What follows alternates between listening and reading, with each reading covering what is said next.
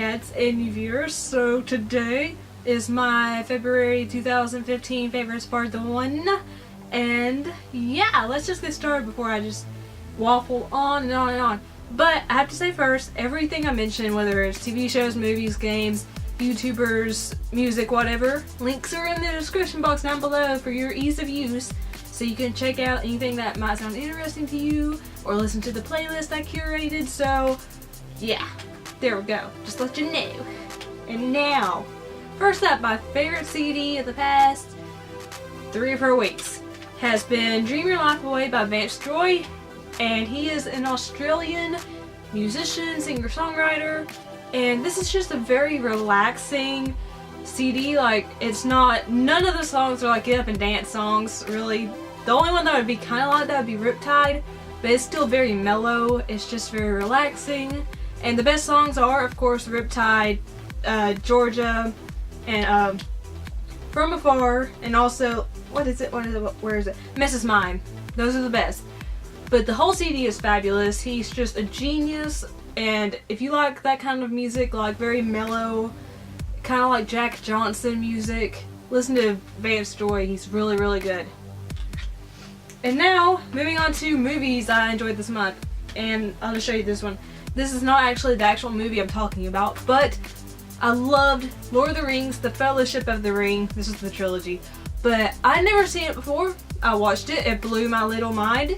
So now I have to be like, one does not simply watch the Lord of the Rings films. You are absorbed in them. And yes, I've been doing a Boromir impression for forever now, ever since I've watched the movie, and it's driving people crazy. And I don't care because it's funny, and I'm about to have surgery, and I use the surgery excuse for everything. Just to be funny. It's not because I'm actually like sympathy, it's for a joke. Anyway, I loved it. I loved it. Everyone's fantastic. Elijah Wood, Ian McKellen, Sir Ian McKellen, sorry. Orlando Bloom, Sean Bean. Everyone knows what happens to Sean Bean in every movie. Who else? Dominic Monaghan, Liv Tyler, Cate Blanchett. So many amazing actors and actresses in these films, and the first one was phenomenal. I cannot wait to watch the second and third film. And yeah, I'm just super excited. I'm so in love with the Tolkien universe of the Lord of the Rings, Middle-earth universe. Yeah, so I love it. More movies that you definitely need to check out. Most of these are sci-fi, actually. First off, I just watched this yesterday, but it's Predestination. I really want to own it now, but I can't talk about too much or it'll just give it away. I'm kind of thinking about doing a review for it. I'm not sure yet, but just the basic premise is it's about this man that's played by Ethan Hawke. He meets this other man at a bar, and they learn the story of the other man. It's very fascinating. There's a huge mind-blowing twist, and I didn't even see this coming. Usually I can see the twist halfway through the movie. This movie, I did not see it at all, and it was just, oh, it's genius. It's from the same directors that directed Daybreakers, which was this awesome, really stylish vampire film. So if you like science fiction, definitely watch Predestination. You'll love it. But I have to warn you, this is a movie where you do not want to blink at all or turn your attention away from the movie, because there's so much detail, and if you don't pay attention, you will lose some of that crucial information you need to process the film. Moving on, another science fiction film I really enjoyed was Snowpiercer, and this one's been getting a lot of attention lately from sci-fi fans and film fanatics and stuff. But basically the story is, the world has become really, really cold, so the entire population is living on this train. And you know, the train's segregated basically, like for wealthy citizens, they live in a certain part of the train. Poor citizens live on another side of the train. Sick citizens live on a part of the train. You get the idea. And the movie is basically traveling through each section of the train, showing all the different social classes. And it's really fascinating. It's really well done, very stylish, amazing performances by Chris Evans, Tilda Swinton especially. There's Octavia Spencer and Alison Pill. There's a lot of great actors. The ending is kind of but this is an amazing science fiction joyride. So yes, definitely check out Snowpiercer if you haven't checked it out yet and you love science fiction films, because it's really, really good. Another film I just recently watched because I watched Erica Zaba's review on it and I fell in love with it instantly was Perfect Blue by Satoshi Kon. And Perfect Blue actually inspired Darren Aronofsky's Black Swan, which I adored. And Perfect Blue is the story of Mima. She is a pop star that decides to become an actress. And stuff starts happening, really bad stuff starts happening, and she starts questioning her mental stability. And it's just so fascinating. It is an animated feature, but it's beautiful. It is dubbed in English, so if you don't like reading subtitles, that's perfectly fine. You can watch it in English with the dub, and they did a very good job with the voice acting. The visual style, I have to say, is not the best, but you actually kind of forget it's an animated film after a while because it's just so good, so engrossing. Major twist at the end, and it's amazing. I had to buy this DVD as soon as I watched the movie, and I was really sad to see that the DVD is actually out of print now, and it's super hard to find, but I did snag it for a great price, so I'm really happy about finding Perfect Blue because it's a must-watch. Even if you don't like animated films, you need to watch Perfect Blue by Satoshi Kon because it's so good. The last movie I really enjoyed these past few weeks has been Escape from New York. I don't think I really have to go into this that much because everyone else has watched it before me. This is my first time watching it. And you know, it's the story of Snake Plissken. He gets arrested, put in jail in New York. They're escaping New York, which no one's allowed to leave New York. Or, dang it, I can't remember. But I'm having a brain fart. It goes with the gallstone thing. But I know they can't leave New York, and Kurt Russell is just great as Snake. And I need to watch Escape from LA. I've heard it's not as great as Escape from New York, but I really love this film. And if you haven't checked it out like me, like if you were hiding under a rock like me, and you like science fiction kind of John Carpenter films because he directed this, watch Escape from New York. It's really good. It's like one of the 80s masterpieces, I guess you could call it, in science fiction. Now we're moving on to TV. There's been 2 shows, one returning, one new.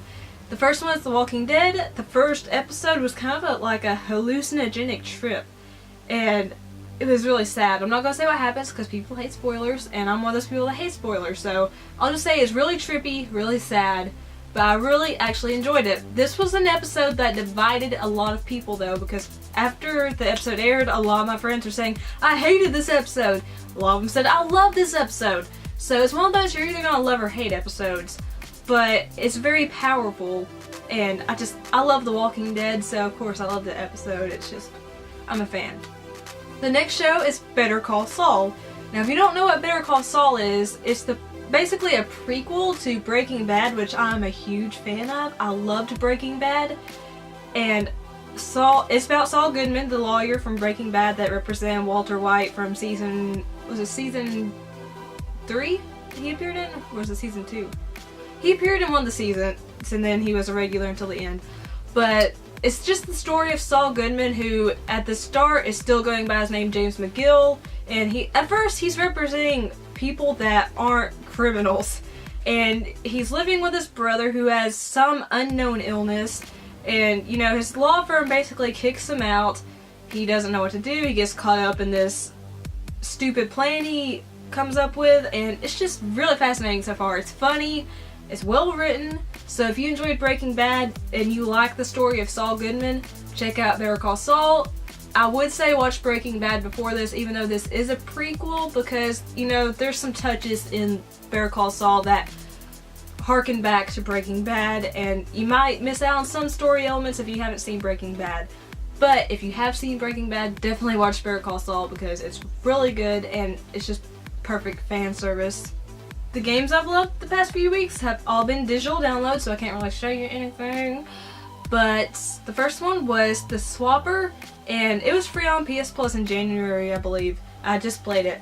But it's like this sci-fi puzzle platformer game, and it's really interesting. It's so beautiful. The game though, like the graphics are all made out of, like, they look like actual homemade objects, and it's really cool. And the swapper is basically, you get this thing called the swapper, and you can make up to 4 different clones of yourself to solve puzzles, get through the area, so on and so on. And it's got a very sci-fi feel to it, and it's just awesome.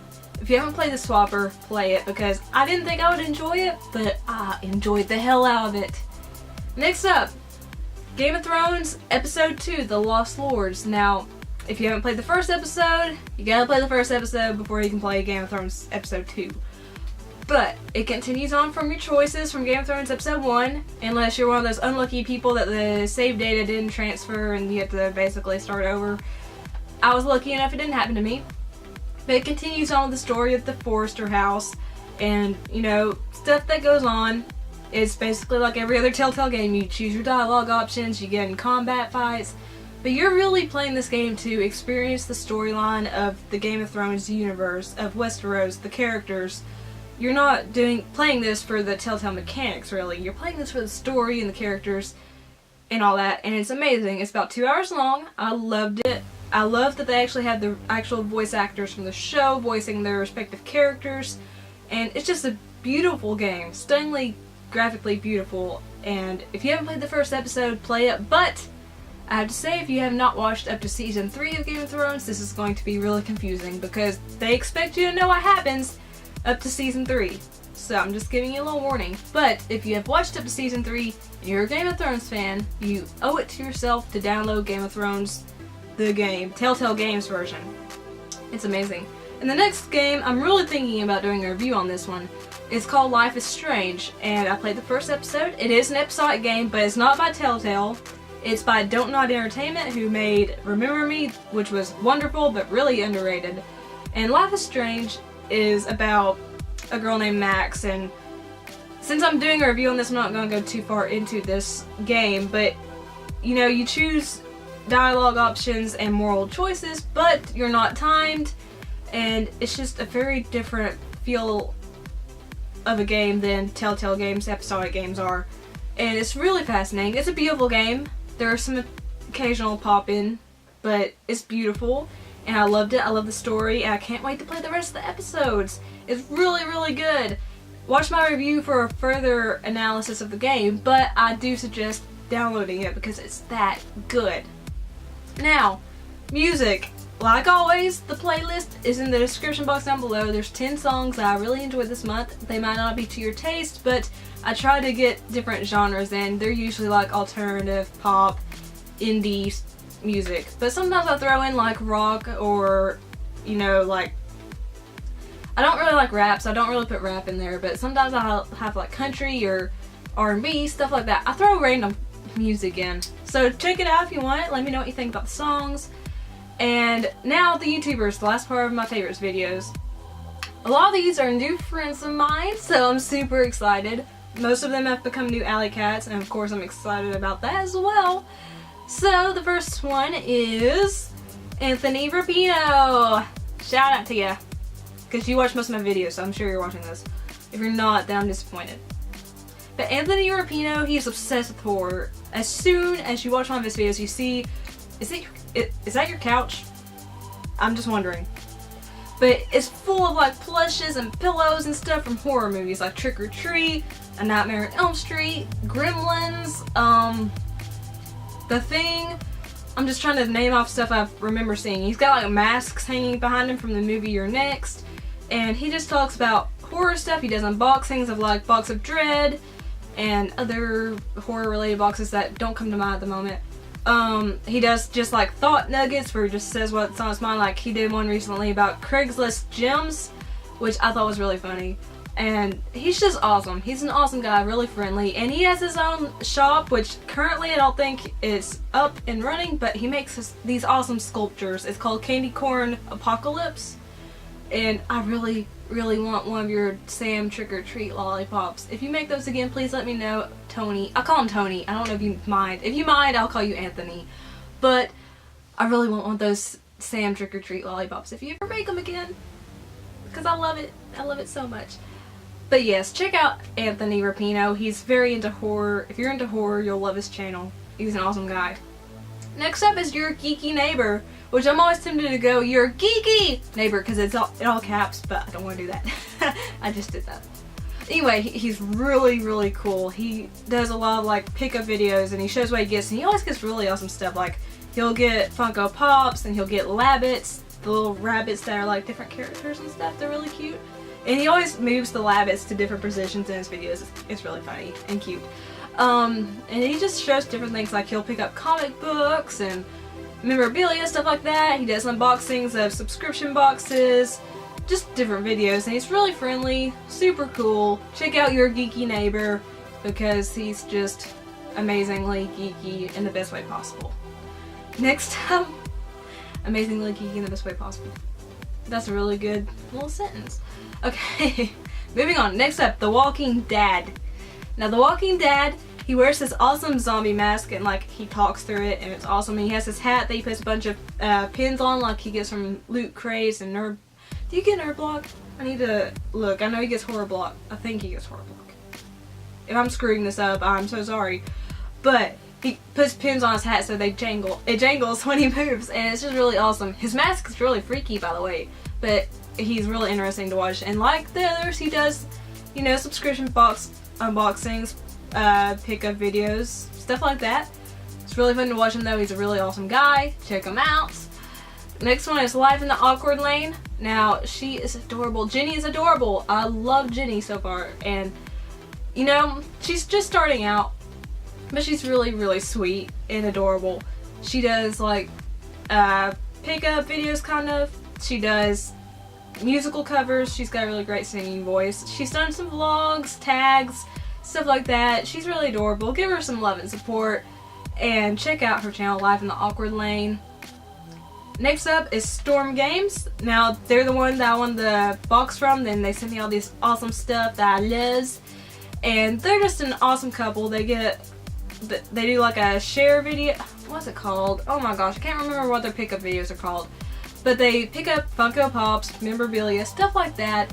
And then they do some gameplay footage videos sometimes and different topic videos. And they're just so friendly, so awesome, and just amazing. They're like one of the best couples ever. And I love them so much. So check out Storm Games as well. And I usually only do 5, but I gotta throw in one more. So I'm breaking my rule here.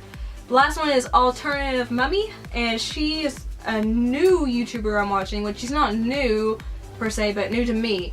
And she's really cool. She's got this awesome pink hair and awesome tattoos and stuff, which I love. And she has an adorable daughter that loves to appear in her videos, and I just love to see your daughter. She does subscription unboxings. I've become obsessed with watching people unbox subscription boxes now for some reason. I don't know. But she unboxes subscription boxes and stuff like that, and she's really funny to watch. She pulls off a lot of funny jokes, and they're awesome. And I love your accent. I love your accent. And she's just so much fun to watch. She's so friendly. So check out Alternative Mummy as well. And now this is the end of the probably pretty long favorites. Let me know what your favorites were in the comment box down below. Like the video if you liked it. Share me as long as you did. Dang it! Share me as long as you do it nicely. And favorite the video so your friends and family can see. And remember to subscribe to see me be weird and geeky. And I gotta do my signature because people expect it now. And the haters gonna hey. I do that at the end of every favorites video because now people really love that. So I'm gonna go. Peace and kisses. Bye!